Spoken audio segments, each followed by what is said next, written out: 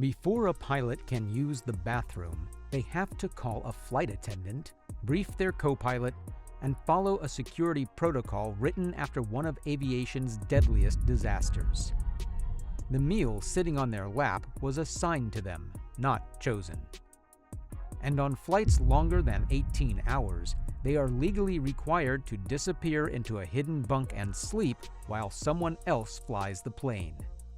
Let's start with food, because the rules around what pilots eat are stricter than most people realize, and breaking them has actually brought down an aircraft before. The golden rule in every cockpit is this: the captain and the first officer must never eat the same meal, ever. This isn't a preference. It's a strict aviation regulation designed around one specific nightmare scenario: food poisoning. If both pilots eat the same contaminated dish and both become incapacitated mid-flight, there is nobody left to land the plane. So airplanes deliberately serve two different meals on the flight deck, and both pilots are required to eat at different times, staggered so that at least one of them is always fully alert and in control. On short-haul flights, anything under 3 hours, pilots typically eat before boarding or during the brief window between flights on the ground. There's rarely time in the air, and frankly, managing a tray of food in a confined cockpit during active flight phases isn't practical. Takeoff and landing are the two most critical phases of any flight, and pilots are required to be completely hands-on during those windows. No food, no distractions, no exceptions. On medium and long-haul flights, the airline provides crew meals, prepackaged, catered meals loaded before departure, similar to what business class passengers receive, though pilots will be the first to tell you the comparison ends there. The meals are functional, not luxurious. High protein, moderate carbohydrates, designed to sustain energy and mental focus across a long shift rather than to impress anyone. Here's something most passengers never think about. Pilots eat in one of the most ergonomically awkward environments imaginable. The cockpit of a modern airliner was designed around flight systems, not comfort. There's no table. Pilots balance meal trays on their laps or on small fold-out surfaces while simultaneously monitoring instruments, communicating with air traffic control, and managing autopilot. There's also a strict rule in many airlines prohibiting pilots from eating food that hasn't been pre-approved and provided by the airline itself.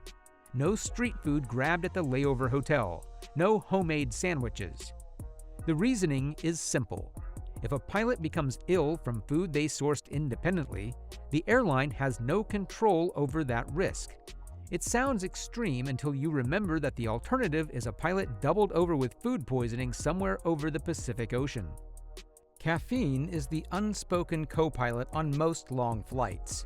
Coffee and tea are consumed in the cockpit routinely, particularly during overnight flights when the body's natural circadian rhythm is fighting against the demands of the schedule. Many pilots manage their caffeine intake strategically, timing it for the phases of flight where alertness is most critical, rather than drinking continuously throughout the journey. Now here's where it gets genuinely surprising for most people. Pilots are legally allowed to sleep during flights. In fact, on long-haul routes, they are not just allowed to, they are required to. The science behind this is straightforward. A pilot who has been awake for 18 hours has cognitive impairment roughly equivalent to someone who is legally drunk. Aviation authorities figured this out a long time ago, and modern flight time limitation rules exist specifically to prevent fatigued pilots from operating aircraft. But regulations alone can't override biology on a 17-hour flight from Dallas to Sydney. So, the aviation industry built a solution directly into the aircraft. On long-haul wide-bodied jets, your Boeing 777s, 787s, Airbus A350s, there are hidden crew rest compartments built into the aircraft that most passengers never see. On the 777, these are typically located above the main cabin, accessed through a narrow staircase hidden behind a locked door.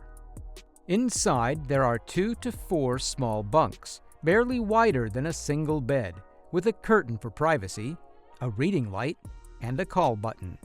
Earplugs and an eye mask are standard issue. It's not comfortable by any normal standard, but it works. For these ultra-long flights, airlines operate with augmented crews, meaning instead of the standard 2 pilots, you'll have 3 or 4 on board. While 2 pilots manage the flight deck, the others rotate through rest periods in the crew bunk. Each pilot typically gets a scheduled rest block of around 2 hours. By the time the aircraft begins its descent, every pilot on board has had a rest cycle and is considered fit to manage the most demanding phases of the flight. On shorter long-haul routes where augmented crews aren't required, there's a regulated practice called controlled rest, essentially a planned, supervised nap in the cockpit seat itself.